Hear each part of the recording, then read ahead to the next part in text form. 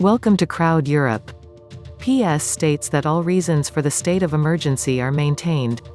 The parliamentary leader of the PS considered on the 2nd of April that all the reasons remain for the state of emergency to continue in force in Portugal, aiming to contain the spread of the COVID-19. Catarina Mendes took this position in the Assembly of the Republic, at the opening of the debate on the draft presidential decree that extends the state of emergency in Portugal for another 15 days, until the 17th of April. 2 weeks after the declaration of the state of emergency, all the reasons that led to its validity and the need for all precautions in its execution remain, said the president of the PS parliamentary group, in an intervention in which she also said that on the 2nd of April 44 years have passed since the approval of the 1976 constitution.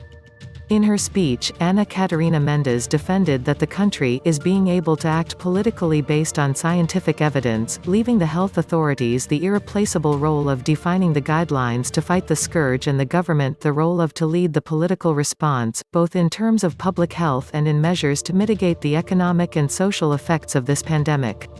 The Prime Minister said 15 days ago that democracy was not suspended, and it is not.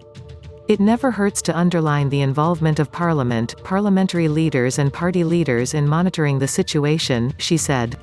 In this context, Catarina Mendes said that there is an awareness that the state of emergency entails risks, but that in Portugal, there are reasons not to fear its instrumentalization for purposes outside the strictly necessary, something that cannot be said in relation to what passes in some of the member states of the European Union. At the European level, the president of the PS parliamentary group considered that the European Union is testing these times. And if the leaders of the different governments are not above the petty national short-term visions, they will be the gravediggers of the European ideal. We are proud of the battle and the frontality that the Portuguese government and the Prime Minister, Antonio Costa, have taken with the partners. We need joint action within the European framework, she stressed.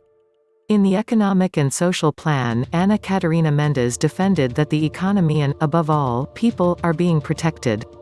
We will do everything in our power so that this crisis does not increase social inequalities to a level where social cohesion is jeopardized. Therefore, in an emergency situation, we guarantee immigrants and refugees the rights that give them the same protection of national citizens. We have not let ourselves be infected by the fear that responds to the crisis with xenophobic statements of closure and exclusion, she added. Share and subscribe channel. Crowd Europe.